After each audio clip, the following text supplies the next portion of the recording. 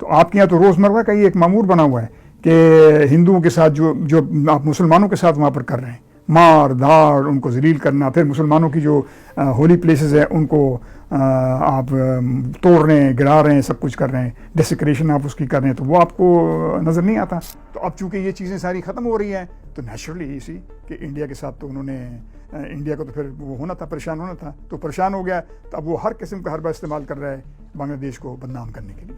جب نریندر مودی صاحب Indian prime minister بنگلہ دیش تشریف لے کے گئے، جہاں انہوں نے اوپنلی کہا ہاں ہم نے فیسیلیٹیٹ کیا اپنے الائز کو، اور الائز کون ہے آپ کو پتہ ہے الائز کون تھے، اور تھے ابھی تک تھے لاسٹ منٹ تک، کہ ان کو ہم نے فیسیلیٹ کیا اور ہم نے پاکستان کو توڑا اور ہم نے یہ بنگلہ دیش بنایا.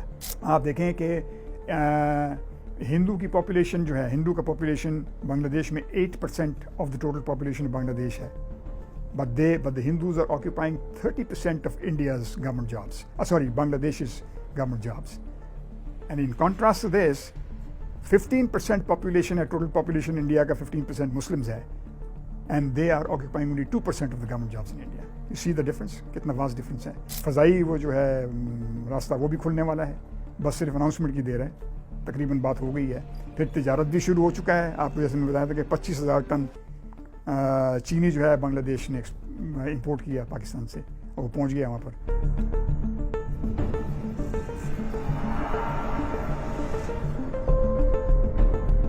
دیکھیے جی، حالات تو سازگار نہیں ہیں.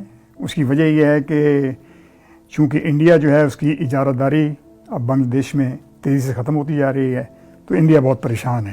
اور نیچرلی جب وہ پریشان ہے، وہ دیکھ رہا ہے اس کی جو ڈومینیشن وہ ختم ہوتی جا رہی ہے، تو وہ مختلف قسم کے حربے استعمال کر رہا ہے. انڈیا بنگلہ دیش کو تھریٹن کر رہا ہے، ساتھ یہ بھی کہہ رہا ہے کہ جی ہم چٹاگرام جو ہے، چٹاگانگ کو ہم اپنے ساتھ انیکس کر لیں گے، اور مختلف قسم کے تھریٹس دے رہے ہیں. پھر اس کے بعد بے جا الزامات بھی لگا رہے ہیں کہ مائنورٹیز کے اوپر، ہندوز کے اوپر جو ہے وہ بنگلہ دیش جو ہے وہ کر رہی ہے، ان کو نقصان پہنچا رہی ہے، ان کو مار دھاڑ کر رہی ہے، وہ کر رہی ہے. لیکن موسٹلی میں یہ سمجھتا ہوں کہ یہ سارا پروپیگنڈا ہے، اور یہ پروپیگنڈا کریٹ اس لیے کر رہے ہیں تاکہ ان کا جو اصل مقصد ہے اس کو کور اپ کر سکیں. اور میں نے اس بارے میں بات بھی کی. میں نے بنگلہ دیش میں بھی لوگوں کو لکھا کہ آپ لوگوں کو چاہیے کہ آپ لوگ جو ہے ان کے فالس پروپیگنڈا کو جو ہے نا بڑی ایکٹیولی اور افیکٹولی کاؤنٹر کریں، تاکہ یہ دنیا کو جو ایک امیج کریٹ کر کے دے رہے ہیں کہ بنگلہ دیش کے اندر یہ ہو رہا ہے.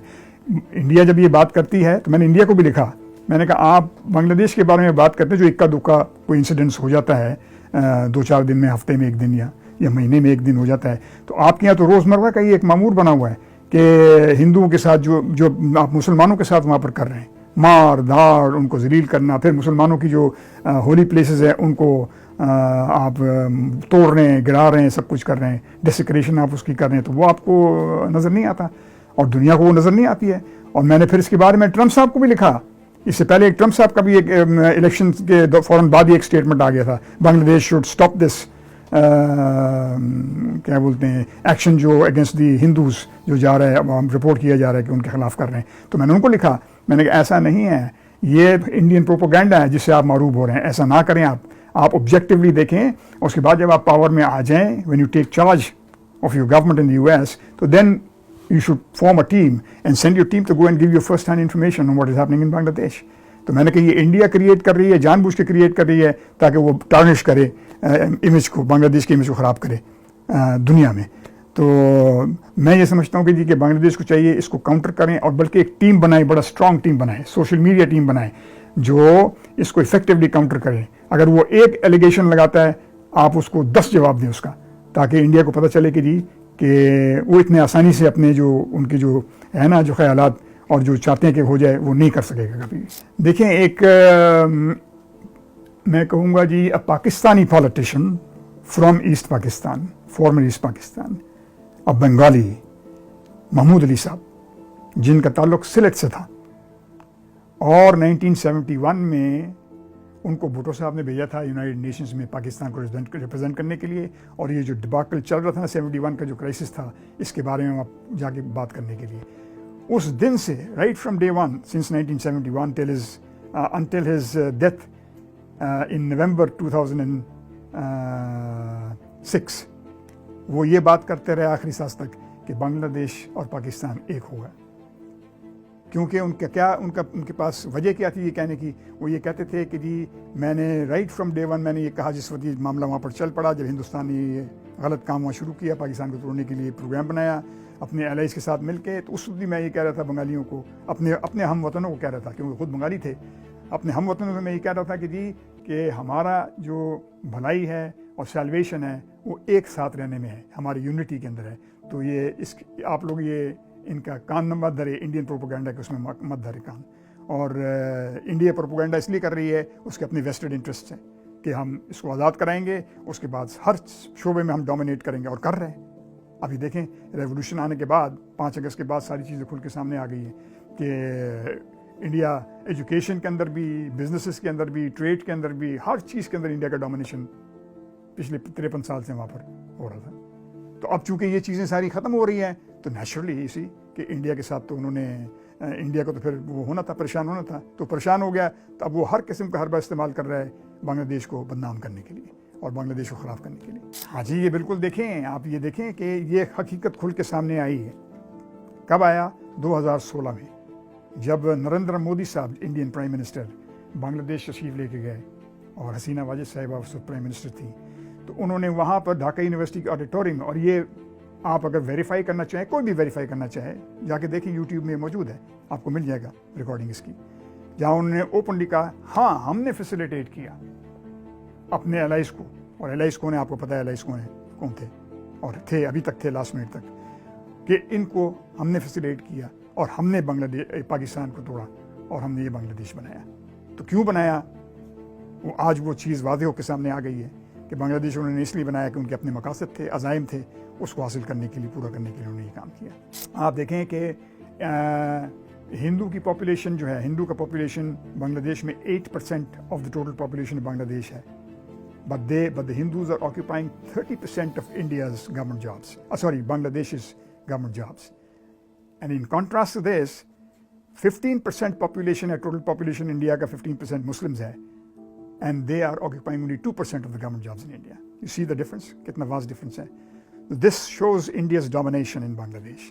اب جب یہ سارا کچھ ختم ہونے لگا تو پریشانی تو پھر لازمی تھا نا جی، تو اس لیے وہ پریشان ہو گیا اور وہ ہر قسم کا حربہ استعمال کر رہے ہیں بنگلہ دیش کو بدنام کرنے کے لیے، خراب کرنے کے لیے۔ تو ان کو چاہیے، میرے جو بنگلہ دیشی گورنمنٹ ہے ان کو چاہیے کہ جی they should be very very cautious and very actually and effectually counter Indian propaganda, اور یہ میڈیا انڈیا کی جو ہے بہت زیادہ پروپیگنڈا کر رہی ہے۔ میں نے جیسے عرض کیا تھا پہلے بھی کہ سی روٹ تو کھل گیا، پاکستان کا ایک جہاز کارگو لے کے وہاں پہنچ گیا، انڈیا کو پریشانی ہو گئی فوراً کہ بھائی اس کے اندر آرمز اینڈ ایمونیشن تھا، اس پہ بھی میں نے لکھا اور میں نے ٹویٹر کی سوشل میڈیا پہ میں نے لکھا، میں ان کو کہا کہ جی آپ کیوں پریشان ہو رہے ہیں؟ India, Bangladesh is a sovereign nation, it can import arms and ammunition anything for that matter, جو ان کو چاہیے اس کے لیے، from any country. Till recently it has been importing arms and ammunition from India and from other western countries. تو اگر اس نے پاکستان کے اس میں اگر کارگو میں آپ کے آرمز اینڈ ایمونیشن، تو اس میں کون سی ایسی بات ہو گئی؟ آپ کیوں پریشان ہیں؟ تو میں نے ان کو یہ لکھا۔ اس کے بعد آپ دیکھیں کہ ابھی صرف اناؤنسمنٹ کی دیر ہے، آپ کا جو فضائی وہ جو ہے راستہ وہ بھی کھلنے والا ہے، بس صرف اناؤنسمنٹ کی دیر ہے، تقریباً بات ہو گئی ہے۔ پھر تجارت بھی شروع ہو چکا ہے، آپ کو جیسے میں بتایا تھا کہ 25,000 ٹن چینی جو ہے بنگلہ دیش نے امپورٹ کیا پاکستان سے، اور وہ پہنچ گیا وہاں پر، تو یہ راستے کھل گئے سارے۔ اور پھر ایک اور میں نے آپ کو بتایا تھا کہ ڈھاکہ یونیورسٹی نے اگریمنٹ کر لیا پاکستان نے کہ ان کے طالب علم ہمارے یہاں آئیں گے، ہماری یونیورسٹیز پڑھیں گے، اور پاکستان کی یونیورسٹیز کے طالب علم جو پڑھنا چاہتے ہیں وہاں جا کے ڈھاکہ یونیورسٹی میں پڑھیں گے۔ دیکھیں میں یہ سمجھتا ہوں کہ یہ جو تھریٹس دے رہا نا India has been like this right from the beginning with all its neighbours, not just Bangladesh. Pakistan کے ساتھ بھی یہی تھا، لیکن اب پاکستان کے ساتھ اس لیے وہ ٹھنڈا ہو گیا، خاموش ہو گیا کہ Pakistan is now nuclear state, see تو وہ بری نظر سے پاکستان طرف نہیں دیکھ سکتا۔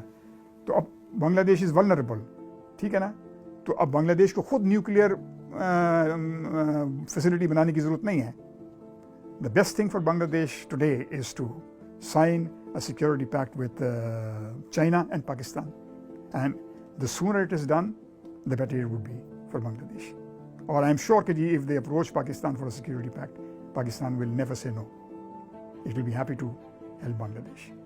اب دیکھیں ابھی تو جیسے راستے کھل گئے ہیں، ابھی یہ چند ایونیوز میں نے آپ کو ابھی آپ کے سامنے رکھا ہے کہ اس میں آلریڈی کام شروع ہو گیا ہے۔ there are several other avenues جہاں پر ہم کوآپریٹ کر سکتے ہیں, اور جہاں پر اس پہ کوآپریشن کے ساتھ پھر یہ ہوگا کہ جی ہمارے تعلقات بھی اور بہتر مستحکم ہو جائیں گے, اور پھر ہمارے پیپل ٹو پیپل کانٹیکٹ جو ہے وہ بڑھ جائے گا, اور Bangladesh and Pakistan will be together again like brothers. ایک چیز جو میں سمجھتا ہوں کہ امپورٹنٹ ہے, اور وہ ہے کہ جہاں ہم مختلف ایریاز میں کوآپریشن آلریڈی ہم نے شروع کر دیا ہے, اور آگے بڑھ کے اور بھی ایونیوز سامنے آ جائیں گے, تو کلچرل ایکسچینجز بھی ہم کو کرنا چاہیے. ہمیں بنگلہ دیش کا بھی بڑا رچ کلچر ہے, پاکستان کا بھی بڑا رچ کلچر ہے. یہ کلچرل ایکسچینجز جو ہے یہ آپ کے جو افینٹی ہے, لو اینڈ افیکشن ہے بٹوین دا ٹو کنٹریز, یہ پیپل بٹوین پیپل یہ بڑھے گا, اور زیادہ اس کے اندر جو تعلقات میں بہتری آئے گی. تو میں سمجھتا ہوں کہ یہ کرنا چاہیے, اور پہلے جو اہم چیزیں یہ کر لیں, اس کے بعد پھر رفتہ رفتہ ان چیزوں کے اوپر بھی کام کرنا چاہیے.